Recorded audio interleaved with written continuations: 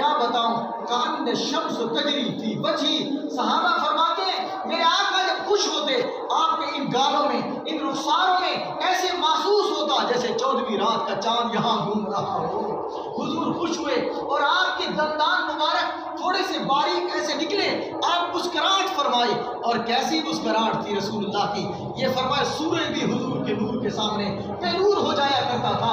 حضور کے نور اقدس کے سامنے سورج بے نور ہوا، اور پھر حضور نے فرمایا جاؤ اس عورت کو بتا دو جو پڑوسی سے اچھی ہے، مرتے ہی سیدھے جنت الفردوس میں جائے گی۔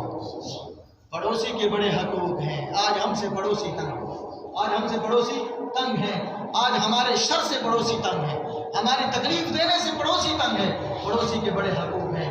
جناب رسول اللہ صلی اللہ علیہ وسلم نے فرمایا کہ جبرائیل امین آیا آسمان سے اور مجھے پڑوسی کے حقوق بتائے، اتنے زیادہ حقوق بتائے، اتنے زیادہ۔ اردو میں پڑوسی کہتے ہیں، سرائکی میں گوانڈی کہتے ہیں، پشتو میں پتہ نہیں کیا کہتے ہیں، جس کا گھر گھر کے قریب ہو۔ تو فرمایا حضور نے کہ اللہ کے جبرائیل امین آئے اور اتنا زیادہ پڑوسی کے حقوق بتائے، اتنا زیادہ میں ڈر گیا کہیں زمین کی وراثت کو اس کا حصہ نہ آ جائے، کہیں زمین کی وراثت میں۔ اب میں ذرا اپنے گریبان میں جھانکوں، آپ ذرا جھانکیں، کیا ہم سے ہمارا پڑوسی خوش ہے؟ کیا ہم سے ہمارے محلے دار خوش ہے؟ کیا ہم سے ہمارا علاقے والا خوش ہے؟ اگر نہیں ہے تو پھر ہم خود اپنا انجام سوچیں، اگر ہیں تو پھر ہم اپنا خود انجام سوچیں۔ یہ باتیں صرف سننے کے لیے نہیں ہیں، عمل کرنے کے لیے ہیں۔ جناب رسول اللہ صلی اللہ علیہ وسلم، میں نے عجیب بات آج سنی اور کتابوں میں پڑھی، کانپ گیا پڑھ کر۔ حضور پاک صلی اللہ علیہ وسلم کے پاس ایک شخص آیا اور آ کر اونچے الفاظ سے بولنے لگا اور ایسی بدتمیزانہ گفتگو کی، اور جب جانے لگا تو آپ نے فرمایا اس کے روزے کو نہ دیکھنا، اس کے نماز کو نہ دیکھنا، اس نے توہین میری کی ہے۔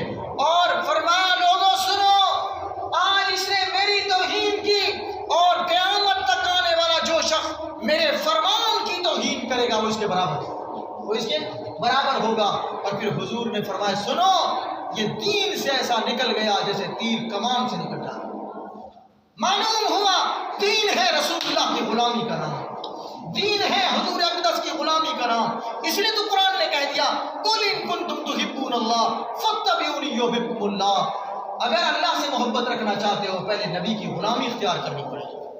تو پڑوسی کے حقوق پر بات کر رہے تھے، بڑے حقوق ہیں، ہمیں چاہیے ہم سے ہمارے محلے والا خوش ہو، ہم سے ہمارے علاقے والا خوش ہو، ہم سے ہمارے قرب و جوار والا خوش ہو، ہم سے ہمارا ہمسایہ خوش ہو، یہ ہے۔ اور پھر رحمت دو عالم مدنی کریم کے حالات دیکھیں۔ میرے آقا صلی اللہ علیہ وسلم گھر سے نکل کر مکہ مکرمہ کی وادی ہے، حضور نماز کے لیے جاتے ہیں، اور ایک بڑھیا عورت ہے، مشرکہ ہے، کافرہ ہے، مخالف ہے، عقیدے کو ماننے والی نہیں، جب بھی میرے آقا مدنی کریم جاتے ہیں اوپر گند پھینکتی ہے۔ کیا کرتی ہے؟ گند پھینکتی ہے۔ رات کو حضور آتے ہیں، کانٹے بچھاتی ہے۔ رحمت دو عالم وسلم نے ایک دفعہ دیکھا آج راستے میں کانٹے بھی نہیں، اوپر سے گند نہیں پھینکا گیا۔ آپ صلی اللہ علیہ وسلم نے پوچھا کہاں ہے وہ بڑی عورت؟ صحابہ نے بتایا اللہ کے رسول وہ بیمار ہے۔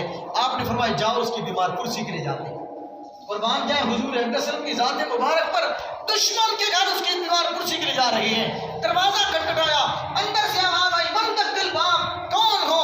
باہر سے آواز آئی انا محمد الرسول اللہ صلی اللہ علیہ وسلم، میں آقا مدنی کریم آیا ہوں۔ وہ چھپ گئی، عورت چارپائی کے نیچے چلی گئی، بدلہ لینے کے لیے آیا ہوگا۔ آپ نے فرمایا دروازہ خلاص کرو، دروازہ کھولو، میں بدلہ لینے کے لیے نہیں آیا، میں امت کو درس دینے کے لیے آیا ہوں۔ جو ظلم کرے اسے معاف کرو، جو ظلم کرے اسے معاف کرو، جو عطا سے معموم کرے اسے عطا کرو، اور فرمایا جو تمہیں ظلم کرے اسے معاف کر دو۔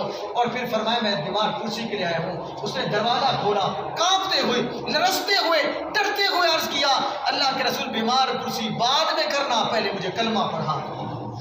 یہ اخلاق تھے میرے اور آپ کے آقا مدنی کریم کے، یہ اخلاق تھے۔ کیا حضور نے ہمیں یہ درس دیا کہ میرا پڑوسی مجھ سے تنگ ہو، میرا محلے دار مجھ سے ذلیل و خوار ہو، اس کی جان محفوظ نہ ہو مجھ سے، اس کا مال مجھ سے محفوظ نہ ہو، اور اس کی عزت مجھ سے محفوظ نہ ہو؟ یہی ہم نبی کی غلامی اختیار کریں گے، یہی ہمیں نبی نے سبق دیا۔ میرے آقا نے تو یہ سبق دیا ہے۔ تو عرض کرنے کا مقصد یہ تھا، بات یہاں سے چلی تھی، شوال المکرم کا مہینہ ہے، اللہ سے ہم گناہوں سے توبہ کریں، اللہ سے گناہوں سے توبہ کریں۔ کوئی مہینہ بھی نعوذ باللہ غلط نہیں، منحوس نہیں، سارے دن اللہ کے، سارے دن آخری بات حضرت نبی پاک نے فرمایا، ایک شخص تھا بنی اسرائیل میں، کفیل نامی اس کا نام تھا۔ کفیل نامی بدکار تھا، گنہگار تھا، بدبخت تھا، اس علاقے کا یعنی ایسا انسان تھا جس کے بستر پر روزانہ ایک نائی عورت اس کی زینت بنتی تھی۔ پیسہ اس کے پاس عام تھا، شراب نوشی کا بازار گرم ہوتا تھا، اور روزانہ ایک نائی عورت کو اپنے بستر پر مہمان بناتا۔ ایک دن رات کو تلاش کر رہا تھا، آج کوئی نائی لڑکی لاؤں، کوئی نائی عورت لاؤں۔ یہ حضور نے فرمایا، بنی اسرائیل میں تھا، پرانی امتوں میں تھا، کفیل نامی شخص تھا، اور رات کو ایک عورت کو لایا، مجبور عورت تھی۔ جب اس کو اپنے بستر پہ لانے لگا، کمرہ بند کیا، دروازے کو لاک کیا، اس عورت کی زبان سے وہ عورت لرز رہی تھی، کام رہی تھی، لرزہ بر اندام تھی، کپڑے نہیں اتر رہے تھے، اور آنکھوں سے حیا چھپک رہا تھا، پلک رہا تھا، آنسوؤں کی لڑی اور موتی گر رہی تھی، اور رو کر کہنے لگی، کفیل میں اس لیے تیرے پاس عزت لٹوانے نہیں آئی، بلکہ میں مجبور تھی، 4 دنوں سے میرے گھر میں فاقہ ہے۔ کسی پڑوسی نے پوچھا نہیں، 4 دن سے میں آج اپنے بچوں کو روتے ہوئے برداشت نہیں کر سکتی تھی، اور اپنی عزت بیچ کر تجھ سے پیسے لے کر اپنے بچوں کا پیٹ پالنے کے لیے آئی ہوں۔ بس یہ بات اس کو لگی، اور اس نے فوراً نظریں جھکا لی اور کہا، جاؤ جو معاوضہ طے ہوا تھا وہ پیسے بھی لے جاؤ، عزت تمہاری محفوظ ہو گئی۔ توبہ کر لی۔ جب رات کو یہ کفیل سویا، اللہ کریم نے ایک بزرگ کی زیارت نصیب کی اور فرمایا، قد غفر اللہ لکہ الکفیل، اے کفیل ہم نے تجھے معاف کر دیا رات والے عمل سے، تو نے صدق دل سے معافی مانگی، آج کے بعد تو وقت کا ولی اللہ ہو گیا۔ اس سے گناہوں کی معافی مانگ کے تو دیکھو یار، اس کے قریب آ کر تو دیکھو، اس کے پاس ذرا اپنے جھولی پھیلا کر تو دیکھو، ہماری جھولیوں کو کیسے رحمت سے بھر دے گا۔ اللہ کریم مجھے اور آپ کو